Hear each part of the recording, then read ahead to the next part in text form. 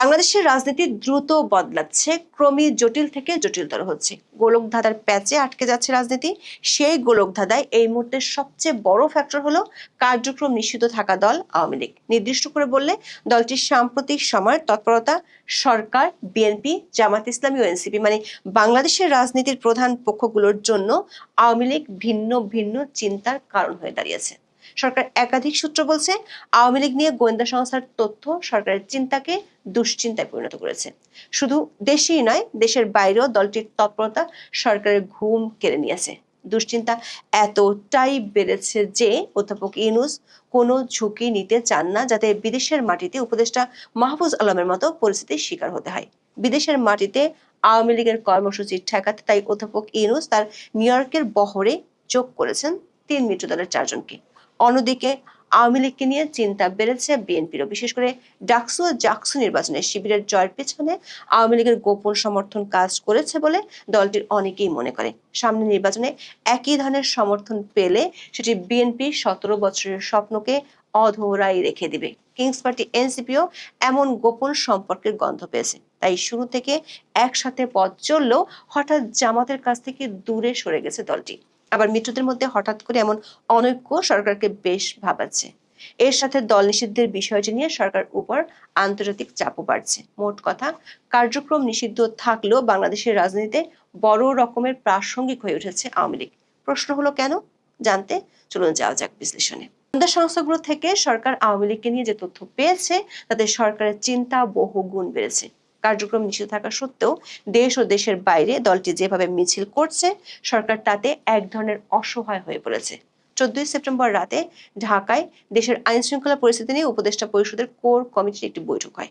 স্বরাষ্ট্র উপদেষ্টা জাহাঙ্গীর আলম চৌধুরীর সভাপতিত্বে আয়োজিত ওই সভায় একাধিক উপদেষ্টা নিরাপত্তা বাহিনীর কর্তাদের কাছে জানতে চান, আওয়ামী লীগের কার্যক্রম নিষিদ্ধ তাদের ছাত্র সংগঠন ছাত্রলীগ, তাহলে ঢাকা সহ বিভিন্ন শহরে তারা কি করে মিটিং মিছিল করতে পারছে? পুলিশ কেন জানতে পারছে না এইসব মিছিলের খবর? জবাবে গোয়েন্দা সংস্থার প্রতিনিধিগুলো যা বলছে তা শুনে সরকার উপর মহলের চোখ ছানা বড়া হয়ে গেছে। তারা বলছে সমর্থন বাড়ছে আওয়ামী লীগের। শেখ হাসিনার দলকে দেখে লোকজন এখন আর অতটা বিরক্তি প্রকাশ করছে না যতটা গত বছরের ৫ই আগস্টের পর করত। এমনকি আওয়ামী লীগের কর্মসূচিতে বাধাও দিচ্ছে না। সূত্রগুলো বলছে, প্রায় ১ মাস হতে চলল আওয়ামী লীগ মাঠে ময়দানে সক্রিয়। প্রতিদিনই রাজধানী সহ দেশের একাধিক জায়গায় মিছিল করছে দলটির নেতাকর্মীরা। ১৬ই আগস্ট ঘটেছে আর এক অভিনব কাণ্ড। ঢাকার শ্যামলীতে আওয়ামী লীগের মিছিল থেকে আটক কয়েকজনকে ককটেল ফাটিয়ে ছিনিয়ে নেয়ার তথ্য দিয়েছে পুলিশ। ঘটনাস্থলে থাকা একজন পুলিশ সদস্য BDNews24.com-কে বলেছে, বেলা ১১টার দিকে শ্যামলী শিশু মেলার মোড় থেকে আওয়ামী লীগের নেতাকর্মীরা মিছিল বের করে আগারগাঁওয়ের দিকে যাওয়া শুরু করলে পুলিশ সেখান থেকে ৫-৬ জনকে ধরে ফেলে।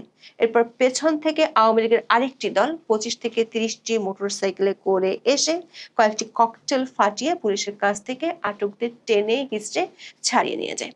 পুলিশের ভাষায় ছিনিয়ে নেওয়া দলটি ছিল আওয়ামী লীগের ব্যাকআপ টিম। ঢাকায় পুলিশের একজন ঊর্ধ্বতন কর্মকর্তা বলেছেন, এ ধরনের কৌশল প্রমাণ করে দলটি বেশ সংগঠিত হয়ে গেছে। তারা কৌশলে নিজেদের শক্তি প্রদর্শন করছে। দেশের চেয়ে দেশের বাইরে বেশি শক্তি প্রদর্শন করছে আওয়ামী লীগ, যা বাংলাদেশের দাতা গোষ্ঠীর কাছে সরকার সম্পর্কে নেতিবাচক বার্তা পৌঁছে দিচ্ছে। উপদেষ্টা আসিফ নজরুলের পর মাহফুজ আলম বিদেশের মাটিতে আওয়ামী লীগ নেতাকর্মীদের হাতে নাজেহাল হয়েছেন। ১৭ সেপ্টেম্বর সাংবাদিকদের কাছে পররাষ্ট্র উপদেষ্টা বিষয়টি স্বীকার করেছেন। বলেছেন, এটা ঠেকানোর উপায় আমাদেরও নেই, তাদেরও নেই। এখানে আমাদের বুঝতে হবে, পশ্চিমের দেশগুলোতে বাধা দেয়া, স্লোগান দেয়া, রাস্তায় মিছিল করা, প্রতিবাদ করার রাস্তা আটকানোর কোনো উপায় আমাদের কেন কারোরই নেই। সেসব দেশের সরকার এটা করতে দিতে বাধ্য। শুধু ডেলিগেশন দ্বারা নিরাপত্তা যেন সঠিক থাকে। ১৫ সেপ্টেম্বর লন্ডনের বিখ্যাত ট্রাফালগার স্কোয়ারে স্থানীয় আওয়ামী লীগ ইউনূস সরকারের বিরুদ্ধে বেশ বড় সড় শোডাউন করেছে। বাংলাদেশের স্বাধীনতা যুদ্ধের সময় একই ধরনের একটি শোডাউন হয়েছিল, এমন ভিডিও দিয়ে সামাজিক মাধ্যমে বিষয়টি ভাইরাল হয়েছে। বিদেশের মাটিতে উপদেষ্টাদের নাজেহাল হওয়া ও দলটির তৎপরতা সরকারকে আন্তর্জাতিক অঙ্গনে ভাবমূর্তি নিয়ে চিন্তায় ফেলেছে। এরই মধ্যে অধ্যাপক ইউনূস যাবেন নিউ ইয়র্কে জাতিসংঘের সম্মেলনে যোগ দিতে। সেখানে অনেক দেশের সরকার প্রধানরা যাবেন। তাদের সম্মুখে আওয়ামী লীগ যদি একই রকম তৎপরতা চালায়, তাহলে সেটি শান্তিতে নোবেল বিজয়ী অধ্যাপক ইউনূসের জন্য বেশ বিব্রতকর হবে।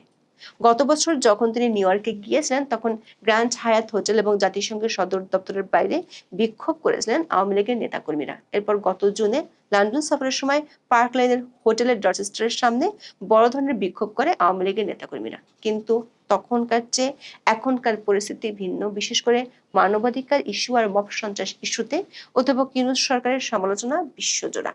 এমন এক পরিস্থিতির মধ্যে নিউ ইয়র্ক সফরে যাচ্ছেন অধ্যাপক ইউনূস।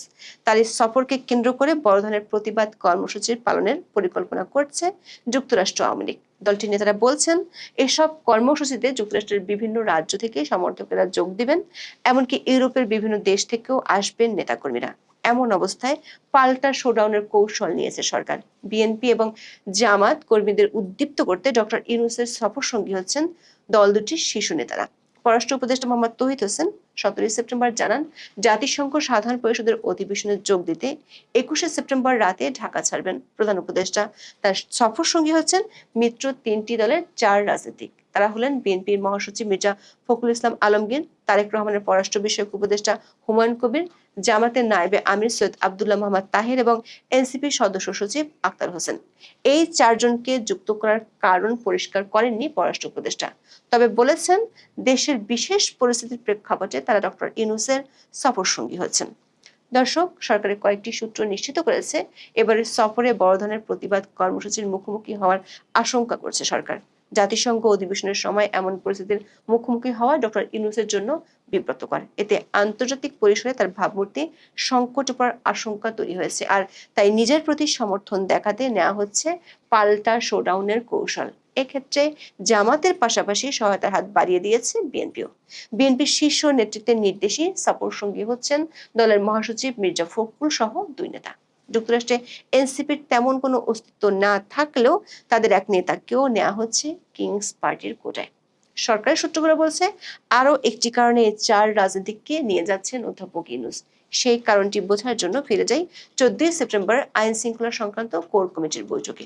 সে বৈঠকে আওয়ামী লীগের মিছিল বাড়ার জন্য পুলিশ কোনো দায় নিতে চায়নি। তারা বলেছে এর দায় রাজনৈতিক দলগুলোর, সরকারের ভাষায় ফ্যাসিবাদ বিরোধী শক্তিগুলোর। পুলিশ বলছে আগের মতো আর আওয়ামী লীগের বিরুদ্ধে অন্য দলগুলোকে সক্রিয় দেখা যাচ্ছে না। সাধারণ মানুষের মধ্যেও সাবেক শাসক দলের বিষয়ে অবস্থান বদল হয়েছে।